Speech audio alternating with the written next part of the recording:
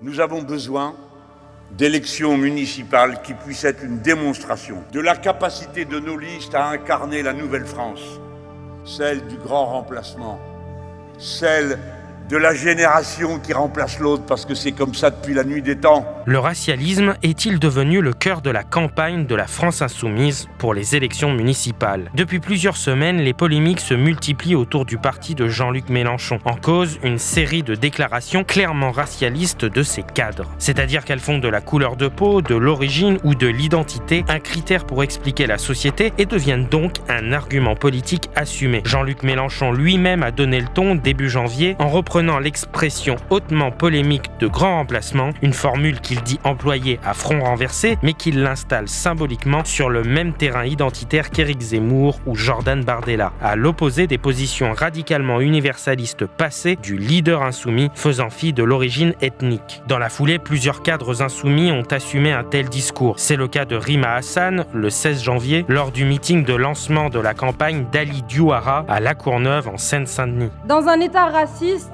qui relativise son histoire coloniale, voire qui la glorifie, son nom, la couleur de sa peau, c'est politique. Il n'y a qu'une seule façon de s'affranchir de ces chaînes, élire celles et ceux qui nous ressemblent et qui parlent à vos cœurs plutôt qu'à vos peurs. En décembre 2025, le député Sébastien Delogu, candidat à Marseille, est venu soutenir son camarade Bali Bagayoko, candidat à la mairie de la nouvelle ville Saint-Denis-Pierrefitte, en Seine-Saint-Denis, appelait à y élire un racisé. Saint-Denis et Pierrefitte ont été des terres où beaucoup d'immigrés et de racisés sont passés. Vous avez une opportunité en or qu'enfin un racisé dirige ces deux villes et fasse en sorte que le réel peuple de France reprenne le pouvoir ici. Le même mois, sur la web TV La Librairie africaine, le député du Val d'Oise, Carlos Martens Bilongo, candidat à Villiers-le-Bel, allait encore plus loin, ne se contentant pas seulement de récupérer le concept de race. Moi, je ne veux pas laisser ces racistes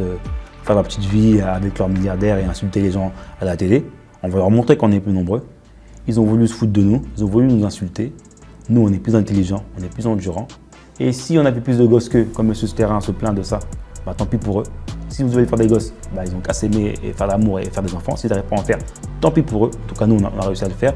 Nos mamans ont réussi à nous éduquer correctement. Et qu'est-ce que tu penses du grand pouvoir, remplacement ? C'est ce que j'allais dire.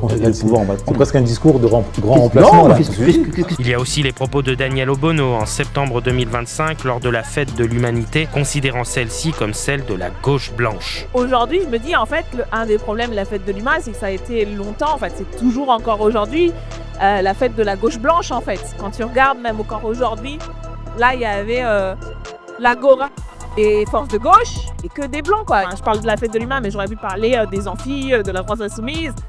Et où ça me fait honte, en fait. Ce week-end, Jean-Luc Mélenchon a répondu à ses détracteurs à Argenteuil, dans le Val d'Oise. Il dit, vous faites du clientélisme. Oui, tout à fait. Mais bien sûr, nous cherchons à convaincre les pauvres, les humiliés, les opprimés, les racialisés, les montrer du doigt à cause de leur religion, qu'ils ont en nous des défenseurs honnêtes, prêts à monter en ligne aussi longtemps qu'il le faut pour porter leur voix. Si le leader insoumis ne répond pas sur le fond philosophique de cette ligne politique, il tenait un discours inverse en 2004, foncièrement universaliste. La France est une construction purement politique. Elle n'est soudée ni par la langue, ni par une appartenance ethnique, ni par une religion, ni par une couleur de peau. Elle est tout entière le fruit d'un pacte civique.